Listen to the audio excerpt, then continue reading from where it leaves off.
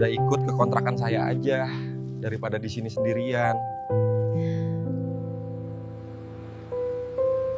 Warga melihat sopir truk itu membawa bule ke kamar kosnya. Bajunya lusuh, uangnya pas-pasan, dan bule itu kehabisan segalanya. Malam itu, satu gang langsung berpikir yang paling kotor. Padahal, tak satu pun dari mereka tahu alasan sebenarnya mereka berakhir di KUA. Halo teman-teman, selamat datang kembali di channel ini. Sebelum kita masuk ke kisahnya, pastikan kamu subscribe, like, dan share video ini karena cerita malam ini bukan sekadar drama, tapi kisah tentang ketulusan yang diuji oleh prasangka. Tonton sampai habis karena akhirnya tidak akan kamu duga. Sore itu, jalan lintas kota masih basah oleh hujan yang baru saja reda. Asap tipis naik dari aspal panas, bercampur bau solar dari kendaraan besar yang berlalu lalang. Di bahu jalan, truk-truk berhenti sebentar, ada yang mengecek ban, ada yang sekadar menunggu waktu malam.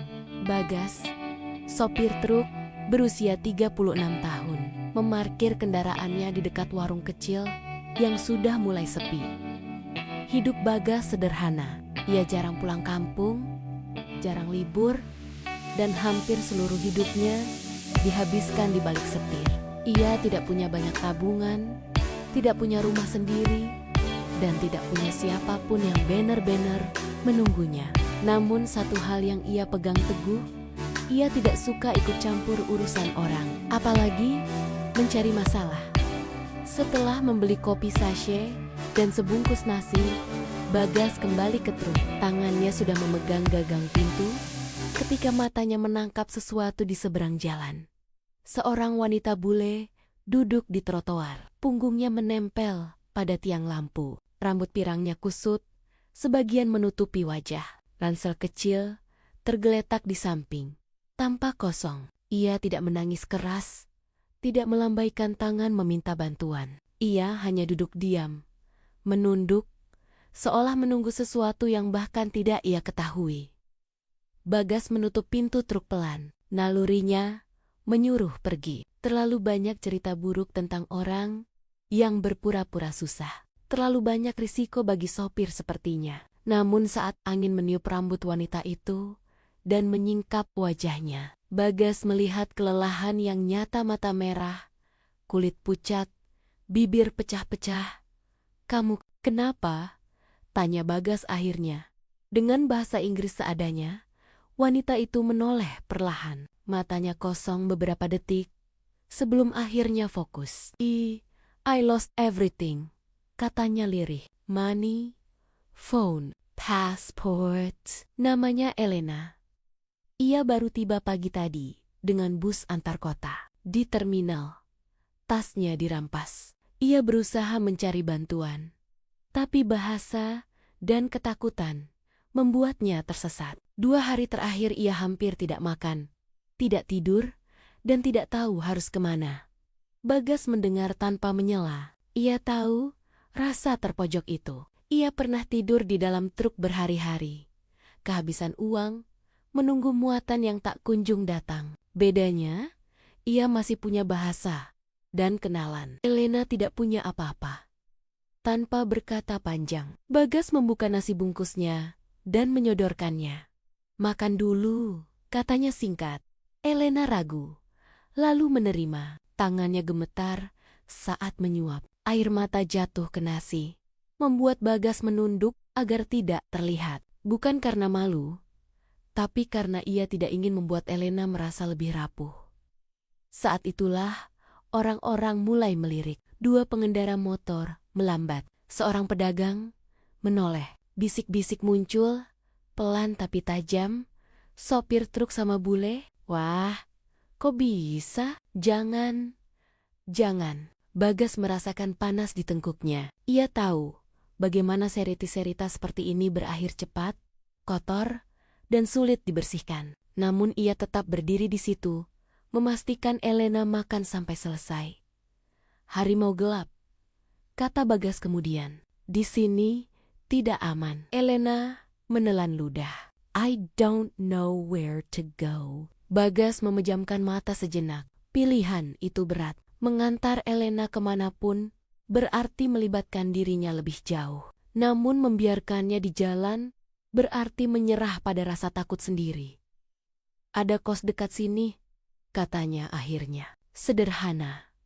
Sederhana. Kamu bisa istirahat. Elena menatapnya lama, mencari tanda-tanda bahaya. Yang ia temukan hanyalah kelelahan dan kehati-hatian yang jujur. Oke, jawabnya pelan. Perjalanan menuju kos tidak lama, tapi terasa panjang. Elena duduk di jok truk dengan jarak yang jelas. Bagas menyetir tanpa banyak bicara. Namun setiap lampu merah, setiap orang yang menoleh, terasa seperti penilaian. Saat mereka masuk gang kos, suasana langsung berubah. Beberapa penghuni berhenti berbicara. Ada yang menatap tanpa senyum, ada yang tersenyum miring. Bang Bagas bawa bule? Waduh, Bagas tidak menjawab. Ia membuka pintu kamarnya kecil, pengap tapi bersih. Kasur tipis di sudut, kipas angin tua di dinding, meja plastik dengan termos. Maaf, kecil, katanya canggung. Elena menggeleng. It's okay, it's safe. Bagas mengeluarkan handuk dan kaos bersih, lalu berkata tegas, kamu ganti. Aku di luar. Ia menutup pintu dan duduk di kursi depan kamar. Dari luar, ia bisa mendengar bisikan yang semakin berani. Masuk kamar berdua. Ngapain coba? Bule kehabisan uang. Sopir truk, Bagas, menatap lantai. Dadanya sesak. Ia tahu. Sejak langkah pertamanya menolong Elena, cerita kotor sudah terlanjur ditulis oleh orang lain. Namun ketika pintu terbuka dan Elena berkata pelan, "Thank you for respecting me," Bagas tahu satu hal. Malam ini mungkin akan menghancurkan reputasinya, tapi meninggalkan Elena di jalan akan menghancurkan hati nuraninya. Dan dari keputusan itulah kisah ini bergerak menuju fitnah yang lebih besar dan akhir yang tak satu pun dari mereka bayangkan. Malam turun perlahan di gang kos itu. Lampu-lampu kecil menyala redup, memantulkan cahaya kekuningan ke dinding-dinding lembab. Suara televisi dari kamar sebelah bercampur dengan tawa kecil beberapa penghuni yang duduk di teras. Namun begitu Bagas duduk di kursi depan kamarnya, suasana seolah berubah. Tatapan mulai terasa lebih lama, bisik-bisik terdengar lebih jelas. Bagas menyilangkan tangan, berusaha terlihat tenang. Padahal di dalam dadanya, perasaan campur aduk. Ia tahu, membawa Elena ke kos bukan keputusan yang akan dipahami banyak orang. Di tempat seperti ini, cerita cepat menyebar dan kebenaran jarang ditunggu. Dari dalam kamar, terdengar suara air. Elena sedang mandi. Bagas sengaja menundukkan kepala, menatap lantai, memastikan tidak ada satupun tindakannya yang bisa disalahartikan. Ia bahkan memindahkan kursinya sedikit menjauh dari pintu kamar. Beberapa menit kemudian, seorang tetangga perempuan melintas dan berhenti. "Bang Bagas," katanya dengan senyum tipis yang sulit dibaca. "Tamu ya?" Bagas mengangguk singkat. "Iya." Dia kehabisan uang. "Oh?" Perempuan itu mengangguk pelan, lalu melirik pintu kamar. "Hati-hati, Bang. Di sini banyak yang ngomong." Bagas tidak menjawab. Ia tahu peringatan itu bukan murni kepedulian, lebih seperti isyarat bahwa cerita sudah mulai dibangun. Tak lama kemudian, suara pintu terbuka. Elena keluar mengenakan kaos Bagas yang kebesaran. Rambutnya masih basah, wajahnya lebih segar, tapi matanya tetap menyimpan rasa takut. Begitu melihat Bagas duduk di luar, ia terlihat lega. "Is it okay?" tanyanya ragu. Bagas berdiri cepat, menjaga jarak. "Iya. Kamu istirahat saja." Ia menyerahkan kantong plastik berisi makanan dan air minum. Elena menerima dengan dua tangan. "Thank you," katanya pelan. "You are very cheerful." Bagas tersenyum kecil. Canggung. Harus begitu. Mereka makan dengan jarak jelas. Elena di dalam kamar, Bagas di luar. Namun bagi orang-orang yang melihat dari kejauhan, fakta kecil sering kalah oleh imajinasi besar. Masuk kamar juga akhirnya. bisik seseorang. Pasti dikasih imbalan, sahut yang lain. Bule kehabisan uang mahaya gitu. Bagas mendengar sebagian kalimat itu. Tangannya mengepal, lalu mengendur. Ia tidak ingin membuat keributan. Ia tahu, membalas hanya akan memperkeruh keadaan. Saat malam semakin larut, Bagas membuka pintu kamar sedikit. "Kamu tidur di kasur," katanya. "Aku di lantai." Elena terkejut. "No, you don't have to." Bagas menggeleng. "Aku lebih nyaman begitu." Ia menggelar tikar tipis di lantai, membelakangi Elena. Lampu tetap menyala. Tidak terang, tidak gelap. Jarak dijaga, bukan karena dingin, tapi karena hormat. Keheningan menyelimuti ruangan. Kipas angin berdecit pelan. Dari luar, suara motor melintas sesekali. Beberapa menit berlalu sebelum Elena bersuara. "Bagas." "Iya." "Why are people angry?" Bagas menarik napas panjang. Ia memilih kata-kata yang sederhana. Karena mereka melihat tanpa tahu cerita. Elena terdiam. "I don't want to cause you trouble." "Kamu tidak," jawab Bagas cepat. "Ini pilihanku." Kalimat itu membuat Elena menutup mata. Untuk pertama kalinya sejak dirampok, ia merasa tidak sendirian. Pagi datang dengan udara pengap. Begitu pintu kamar dibuka, Bagas langsung disambut tatapan tajam. Pemilik kos memanggilnya ke sudut. "Bagas," katanya datar. "Saya tidak mau masalah. Tamu kamu itu bikin omongan." Bagas menunduk. "Dia cuma sementara. Kami urus ke polisi hari ini." Pemilik kos menghela napas. "Saya kasih waktu. Tapi jangan macam-macam." Kata-kata itu terdengar seperti ancaman halus. Bagas mengangguk. Di kepalanya, ia menghitung langkah. Apa yang harus dilakukan agar Elena aman tanpa membuat hidupnya hancur di dalam kamar? Elena mendengar sebagian percakapan. Wajahnya pucat lagi. "I can leave," katanya pelan saat Bagas masuk. "I don't want you to lose your place." Bagas menggeleng tegas. "Kita ke polisi. Habis itu, kita pikirkan." Mereka berjalan keluar bersama. Jarak tetap dijaga. Namun Elena secara refleks berjalan sedikit lebih dekat. Tatapan kembali menghujani. Seorang pria berbisik cukup keras. "Lihat tuh, lengket." Bagas berhenti mendadak. Menoleh.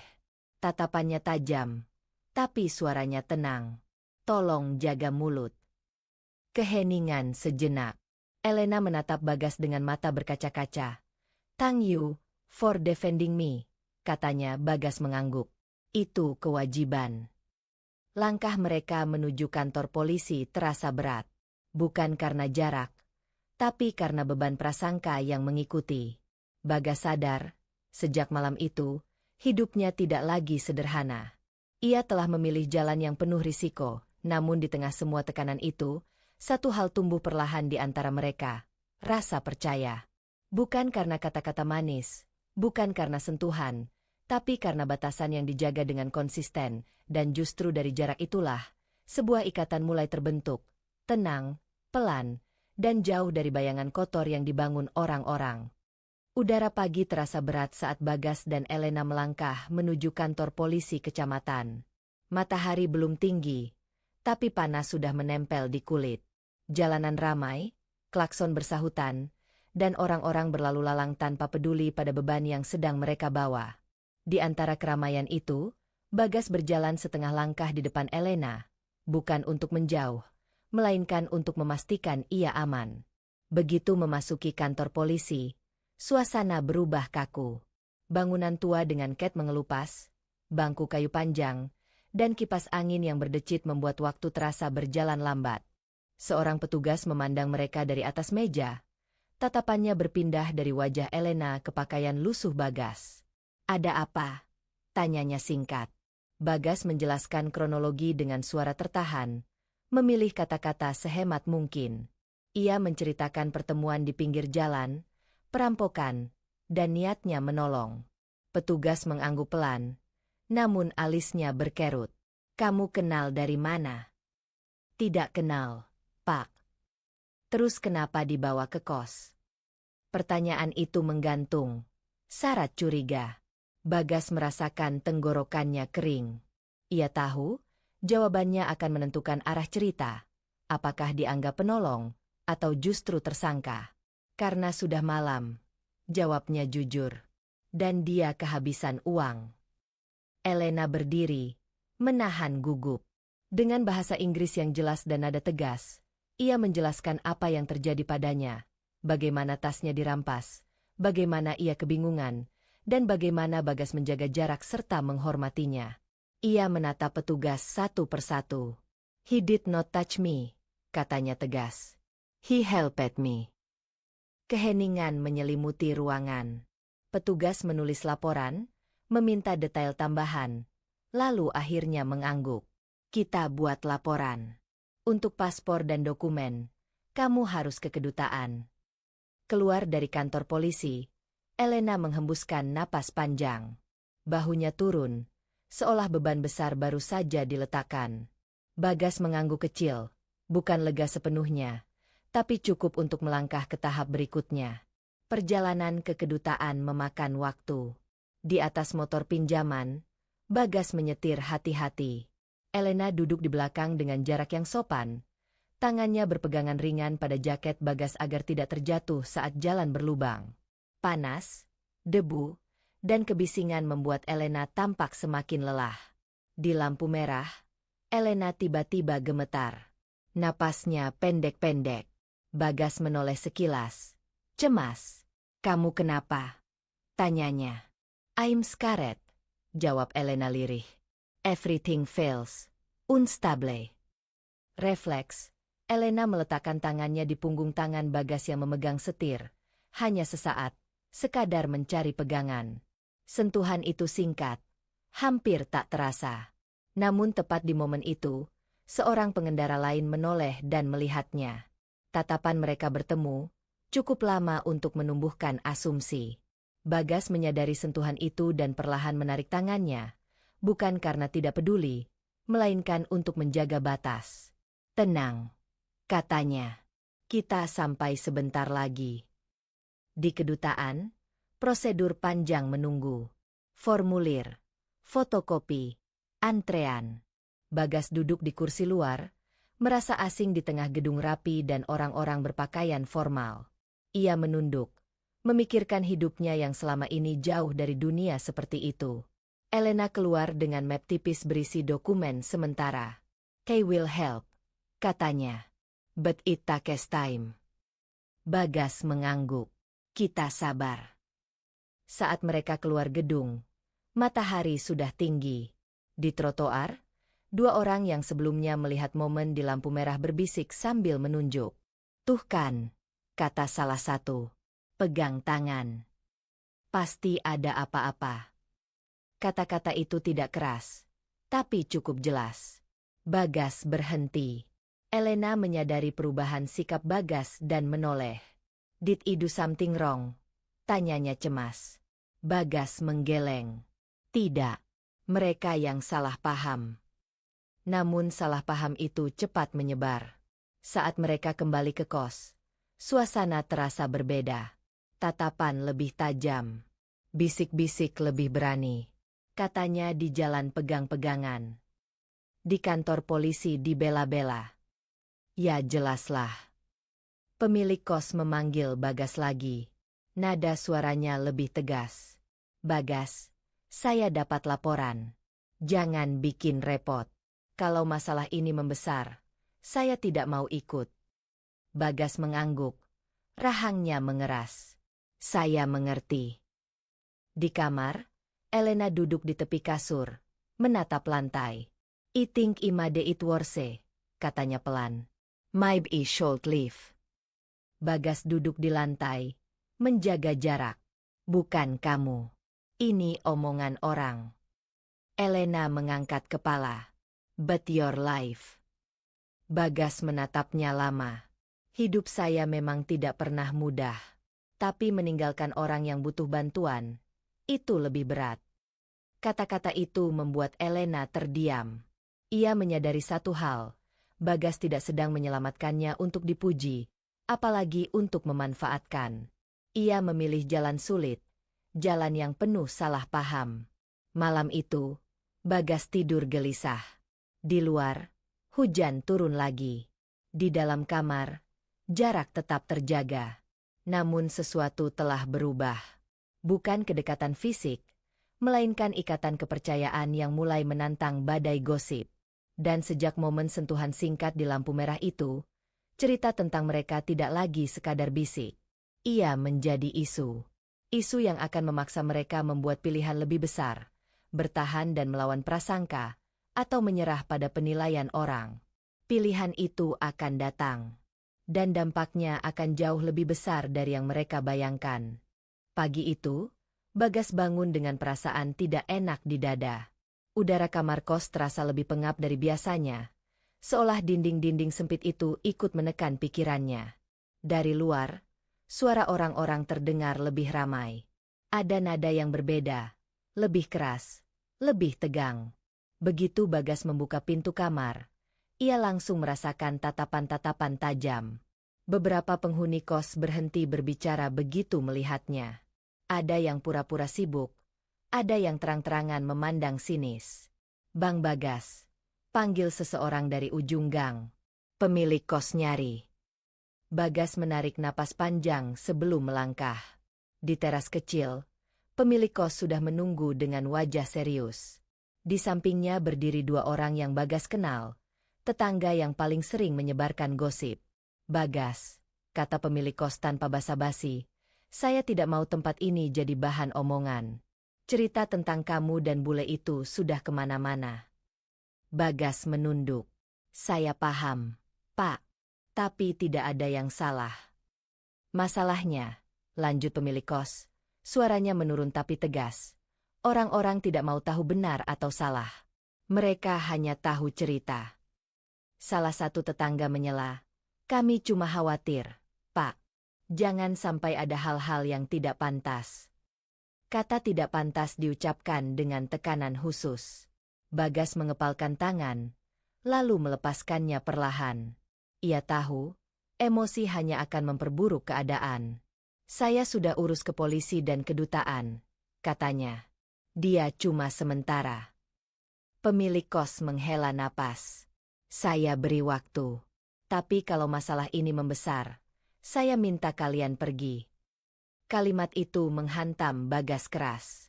Pergi berarti kehilangan satu-satunya tempat ia bernaung. Pergi berarti harus memilih antara hidupnya sendiri atau keselamatan Elena. Di dalam kamar, Elena mendengar sebagian percakapan itu. Wajahnya memucat. Ketika Bagas masuk, ia langsung berdiri. "They want me gone," katanya pelan. Bagas mengangguk. "Mungkin." "Iya." Keheningan panjang menyelimuti kamar. Elena berjalan mondar-mandir kecil, jelas gelisah. "I can live today," katanya. "I don't want you to lose everything because of me." Bagas menatapnya lama. Ia tahu keputusan itu masuk akal. Ia juga tahu, membiarkan Elena pergi sendirian dalam kondisi belum stabil adalah hal yang bertentangan dengan nuraninya. "Kita pikirkan baik-baik," katanya akhirnya. "Aku tidak mau kamu pergi karena takut." Siang itu, gosip makin liar. Kabar sampai ke tempat Bagas biasa mangkal dengan truk. Seorang rekan sopir menepuk bahunya dengan nada bercanda yang terasa pahit. "Gas, katanya dapat bule ya? Jangan lupa traktir." Bagas tersenyum kaku. Bukan begitu ceritanya. Namun candaan-candaan itu menyebar cepat. Bahkan atasan Bagas memanggilnya. "Kamu bawa masalah ke pekerjaan?" tanya atasan dengan alis terangkat. Bagas menjelaskan dengan tenang. Ia merasa seperti harus membuktikan moralnya di setiap sudut hidupnya, sesuatu yang tidak pernah ia minta. Sore hari, Elena mengambil keputusan sendiri. Ia keluar kamar dan menemui beberapa tetangga yang paling vokal. Dengan bahasa Inggris bercampur Indonesia sederhana, ia berbicara dengan suara bergetar namun tegas. "I am here because I was helped," katanya. "Not because of bad things." Beberapa orang terdiam. Yang lain tertawa kecil, tidak percaya. Namun keberanian Elena meninggalkan kesan. Ia tidak bersembunyi. Ia tidak lari. Malam datang dengan hujan deras. Bagas duduk di kursi depan kamar, menatap air yang mengalir di selokan kecil. Elena duduk di ambang pintu. Aku tahu ini berat, kata Elena pelan. Tapi aku tidak mau kamu sendirian menanggungnya. Bagas menghela napas. Aku juga tidak mau kamu jadi korban omongan. Mereka duduk dalam diam lama. Tidak ada sentuhan. Tidak ada kata manis. Hanya dua orang yang mencoba berdiri di tengah badai penilaian.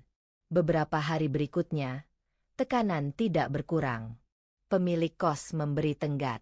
Atasan Bagas mengingatkan agar tidak ada masalah lanjutan. Elena menyelesaikan dokumen dengan kedutaan, tanda bahwa ia bisa pergi kapan saja. Namun justru di titik itulah Elena berkata sesuatu yang membuat Bagas terdiam. Aku mau bertahan, katanya suatu malam. Bukan karena aku tidak punya pilihan, tapi karena aku memilih. Bagas menatapnya kaget. Ini hidupku yang dipertaruhkan. Elena mengangguk. Dan ini hidupku juga. Aku tidak mau pergi dengan rasa takut dan rasa bersalah. Keputusan itu bukan tanpa risiko. Namun dari keputusan itulah, dinamika berubah. Bagas tidak lagi merasa sendirian menghadapi dunia. Elena tidak lagi merasa sebagai beban.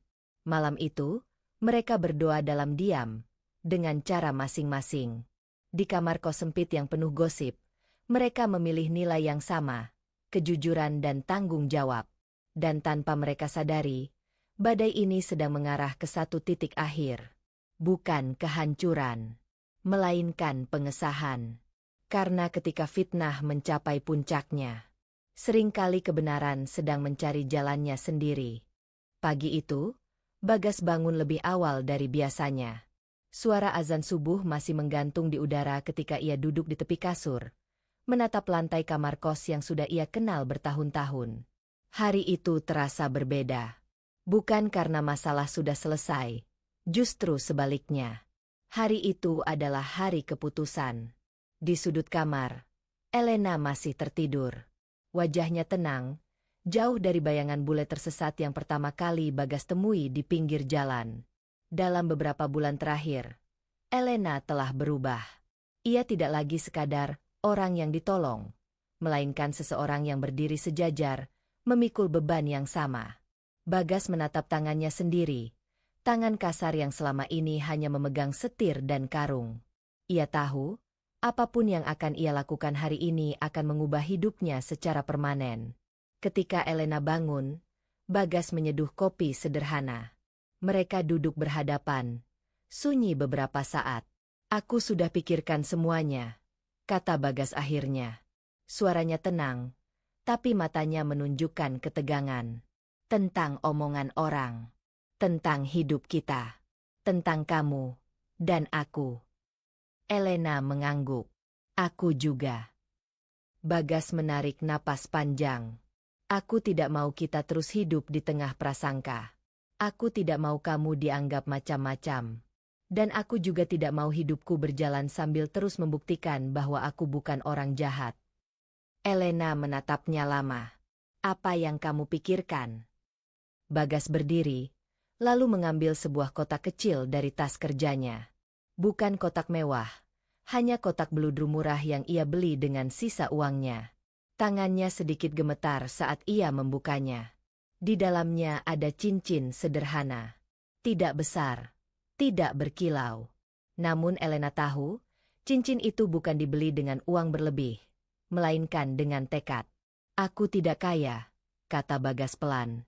Aku bukan siapa-siapa. Tapi kalau kamu mau, aku ingin kita mengakhiri semua fitnah ini dengan cara yang benar. Elena menutup mulutnya. Air mata langsung mengalir. Kamu melamarku? Tanyanya. Suaranya hampir tidak keluar. Bagas mengangguk. Aku ingin kita ke KUA. Resmi. Biar orang boleh bilang apa saja. Tapi kita tahu ini halal. Keheningan panjang. Dari luar, suara motor lewat. Hidup berjalan seperti biasa. Namun bagi mereka, dunia berhenti sesaat. Elena berdiri dan memeluk Bagas. Pelukan itu singkat, sopan, penuh rasa lega. "Yes," katanya sambil menangis. "Aku memilih kamu. Bukan karena aku tidak punya pilihan, tapi karena aku ingin." Kabar itu menyebar cepat. Lebih cepat dari gosip sebelumnya. Ada yang terkejut. Ada yang tidak percaya. Ada pula yang terdiam. Karena cerita yang mereka bangun sendiri kini runtuh. Proses menuju KUA tidak mudah. Bagas harus mengurus berkas, wali, dan saksi. Elena harus menyelesaikan administrasi lintas negara. Namun untuk pertama kalinya, orang-orang yang dulu memandang sinis mulai membantu. Ada yang meminjamkan motor, ada yang mengantar, ada yang sekadar memberi saran. Hari itu akhirnya tiba. Bagas mengenakan kemeja putih sederhana. Elena mengenakan busana sopan, tidak mencolok, namun anggun. Mereka duduk berdampingan di ruang KUA yang sederhana, dinding hijau pucat, meja kayu tua, dan kipas angin yang berputar pelan. Penghulu menatap mereka bergantian. "Kalian siap?" Bagas mengangguk mantap. Elena tersenyum sambil mengusap air mata. Ijab kabul berlangsung singkat. Suara Bagas sempat bergetar di awal, namun kemudian mantap. Satu tarikan napas panjang, dan kata sah terucap. Tidak ada pesta besar. Tidak ada sorak-sorai. Namun di ruangan kecil itu, semua fitnah yang pernah ada seolah luruh. Beberapa tetangga kos datang. Ada yang menyalami dengan canggung. Ada yang tersenyum malu. Tidak ada yang berani mengulang gosip lama. Setelah resmi menikah, hidup Bagas dan Elena berubah perlahan. Tidak langsung mudah, tapi lebih tenang. Elena mulai belajar bahasa Indonesia lebih serius. Bagas bekerja lebih giat. Mereka pindah ke kontrakan kecil, bukan karena diusir, tapi karena ingin memulai lembaran baru. Suatu sore, Bagas dan Elena duduk di teras kontrakan mereka. Matahari terbenam perlahan. "Kamu menyesal?" tanya Bagas tiba-tiba. Elena menggeleng. "Aku menyesal bukan karena apa yang terjadi, tapi karena orang-orang terlalu cepat menilai." Bagas tersenyum kecil. Setidaknya sekarang, mereka tidak punya bahan lagi. Elena tertawa pelan.